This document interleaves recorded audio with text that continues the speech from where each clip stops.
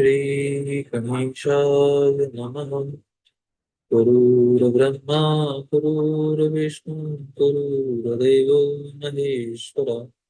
गुरुर्साक्षात् परब्रह्म तस्मै श्री गुरुवे नमः।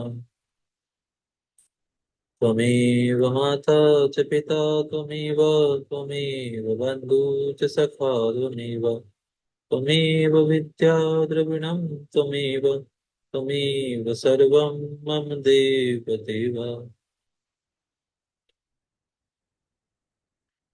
यहाँ से नया अध्याय प्रारंभ होता है। इस अध्याय में यदुवंश के अंतर्गत कोष्टु आदि के वंश तथा श्री कृष्णावतार का वर्णन किया गया है। पुलस्त जी कहते हैं, राजेंद्र, अब यदुपुत्र कोष्टु के वंश का, जिसमें श्रेष्ठ पुरुषों ने जन्म लिया था, वर्णन सुनिए। कोष्टु के ही कुल में वृष्णि वंशावतंस भगवान श्री कृष्ण का अवतार हुआ है। कोष्टु के पुत्र महामना व्रजनीवान हुए हैं। उनके पुत्र का नाम स्वाति था। स्वाति से कुशंकु का जन्म हुआ। कुशंकु से चित्ररथ उत्पन्न हुए, जो शशबिंदु नाम से विख्यात चक्रवर्ती राजा हुए।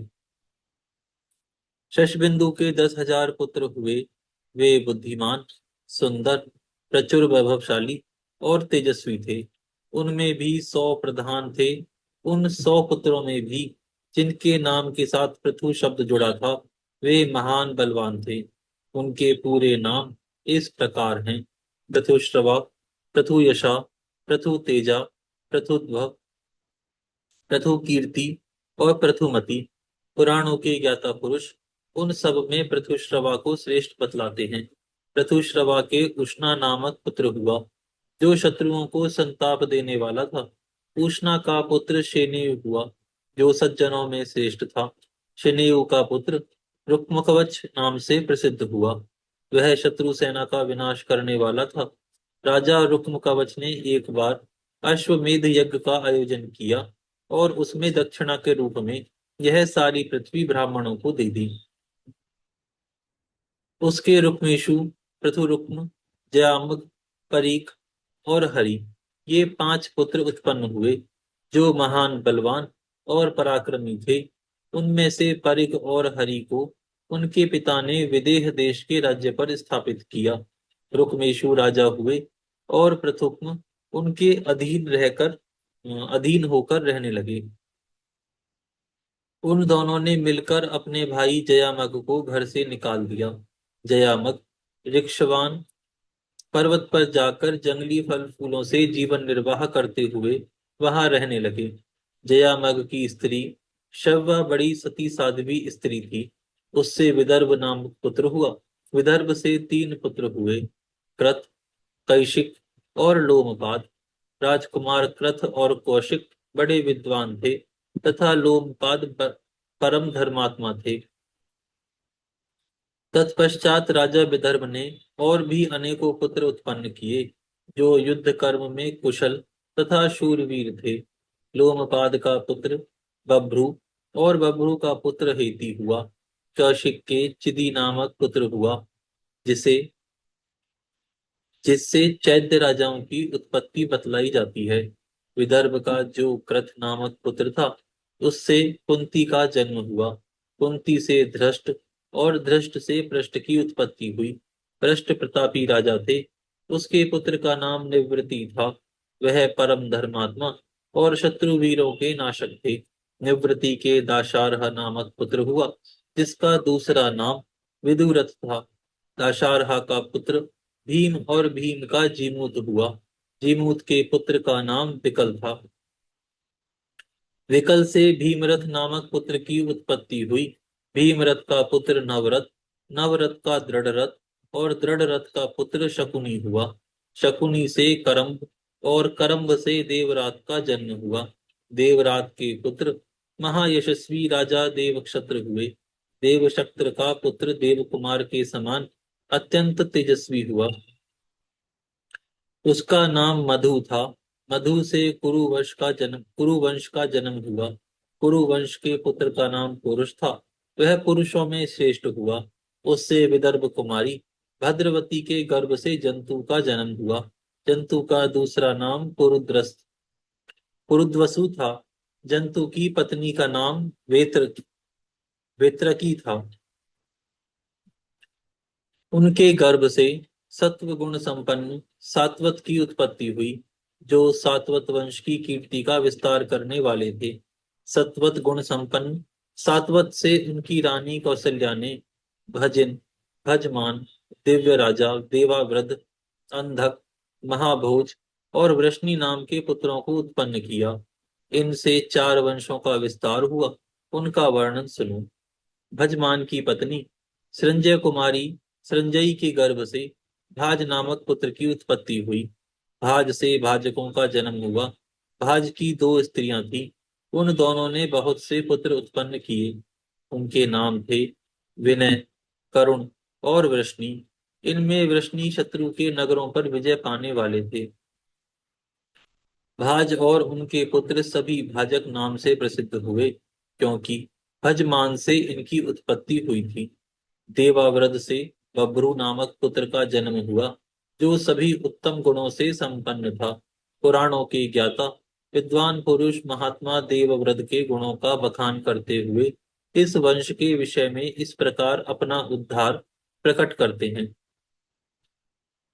देवाव्रत देवताओं के समान है और बभ्रु समस्त मनुष्यों में श्रेष्ठ हैं। देवाव्रत और बभ्रु के उपदेश से 76,000 मनुष्य मोक्ष को प्राप्त हो चुके हैं। बभ्रु से भोज का जन्म हुआ, जो यज्ञ, दान और तपस्या में धीर, ब्राह्मण भक्त, उत्तम व्रतों का दृढ़ता पूर्वक पालन करने वाले, रूपवान तथा महातेजस्वी थे। शरकांत की कन्या मृतकावती भोज की पत्नी हुई। उन्होंने भोज से कुकुर, भजमान, समीक, बलभज ये 4 पुत्र उत्पन्न किए। कुकुर के पुत्र धृष्णु, धृष्णु के धृति, धृति के कपोत रोमा, कपोत रोमा के नमित्ति, नमित्ति के सुसुत और सुसुत के पुत्र नरी हुए। नरी बड़े विद्वान थे। उनका दूसरा नाम चंदनोदक तुंद भी बतलाया जाता है। उनसे अभिजीत और अभिजीत से पुनर्वसु नामक पुत्र उत्पन्न हुआ। शत्रु विजयी पुनर्वसु से 2 संतानें उत्पन्न हुई।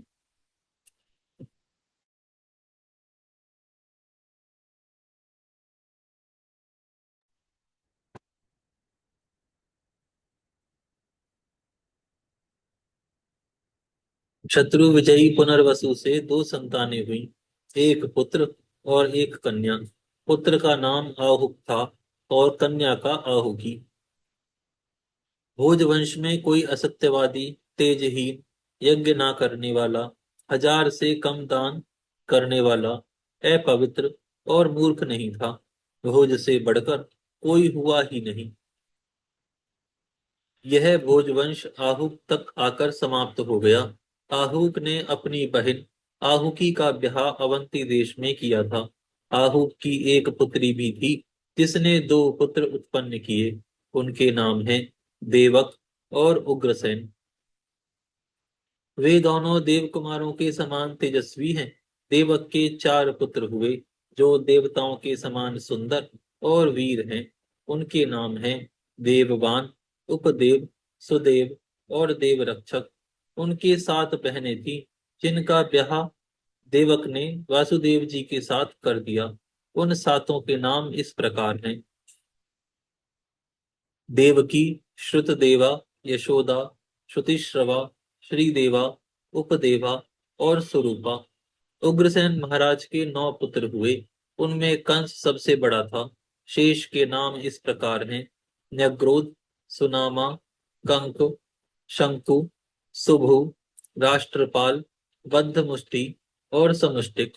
उनके 5 बहनें थीं: कंसा, कंसवती, सुरभि, राष्ट्रपाली और कंका। ये सब की सब बड़ी सुंदर थीं। इस प्रकार संतानों सहित उग्रसेन महाराज तक टुकुर वंश का वर्णन किया गया। भोज के दूसरे पुत्र भजमान के विदुरथ हुआ। वह रथियों में प्रधान था। उसके 2 पुत्र हुए, राजाधिदेव और शूर। राजाधिदेव के भी 2 पुत्र हुए, शोणाश्व और श्वेतवाहन। वे दोनों वीर पुरुषों के सम्माननीय और क्षत्रिय धर्म का पालन करने वाले थे। शोणश्व के 5 पुत्र हुए। वे सभी शूरवीर और युद्ध कर्म में कुशल थे। उनके नाम इस प्रकार हैं: शमी, गदचर्मा, निर्मूर्त, चक्रजीत और सुची। शमी के पुत्र प्रतिशत्र, प्रतिशत्र के भोज और भोज के हदिक हुए। हदिक के 10 पुत्र हुए जो भयानक पराक्रम दिखाने वाले थे। उनमें कृतवर्मा सबसे बड़े थे। उससे छोटों के नाम शतधनवा, देवार, सुभानु, भीषण, महाबल, अजात, विजात, कारक और करम्भक हैं। देवार का पुत्र कंबरबहिष हुआ। वह विद्वान पुरुष था। उसके 2 पुत्र हुए, समौजा और असमौजा। अ- अजात के पुत्र से भी समौजा नाम के 2 पुत्र उत्पन्न हुए। समौजा के 3 पुत्र हुए जो परम धार्मिक और पराक्रमी थे। उनके नाम हैं सदृश, सुरांश और कृष्ण। सातवत के कनिष्ठ पुत्र वृष्णि के वंश में अनमित्र नाम के प्रसिद्ध राजा हो गए हैं। वे अपने पिता के कनिष्ठ पुत्र थे। उनसे शिनी नामक पुत्र उत्पन्न हुए। अनमित्र से वृष्णिवीर युधाजीत का भी जन्म हुआ। उनके सिवा 2 वीर पुत्र और हुए जो ऋषभ और शत्र के नाम से विख्यात हुए। उनमें से ऋषभ ने काशीराज की पुत्री को पत्नी के रूप में ग्रहण किया। उससे जयंत की उत्पत्ति हुई। जयंत ने जयंती नाम की सुंदरी भार्या के साथ विवाह किया। उसके गर्भ से एक सुंदर पुत्र उत्पन्न हुआ जो सदा यज्ञ करने वाला, अत्यंत धैर्यवान, शास्त्रज्ञ और अतिथियों का प्रेमी था। उसका नाम अक्रूर था। अक्रूर यज्ञ की दीक्षा ग्रहण करने वाले और बहुत सी दक्षिणा लेने वाले थे। उन्होंने राजकुमारी शैवा के साथ विवाह किया और उसके गर्भ से 11 महाबली पुत्रों को उत्पन्न किया। अक्रूर ने पुनः शूरसेना नाम की पत्नी के गर्भ से देववान और उपदेव नामक 2 और पुत्रों को जन्म दिया। इसी प्रकार उन्होंने अश्विनी नाम की पत्नी से भी कई पुत्र उत्पन्न किए। आज यहाँ विराम करते हैं, फिर कल से प्रारंभ करेंगे।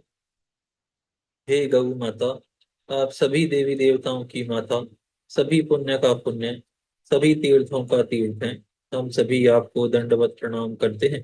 कृपया आपकी कृपा सदैव हमारे ऊपर बनी रहे। धर्म की जय जय हो। हो, अधर्म का नाश हो, नाश हो। प्राणियों में सद्भावना सद्भावना हो। हो। गौ माता, राष्ट्र राष्ट्र माता, माता राष्ट्र गौ हत्या बंद हो। बंद बंद हो। हो। विश्व का कल्याण हो। कल्याण हो। कल्याण हर हर महादेव। नमः पार्वती पतये नमः।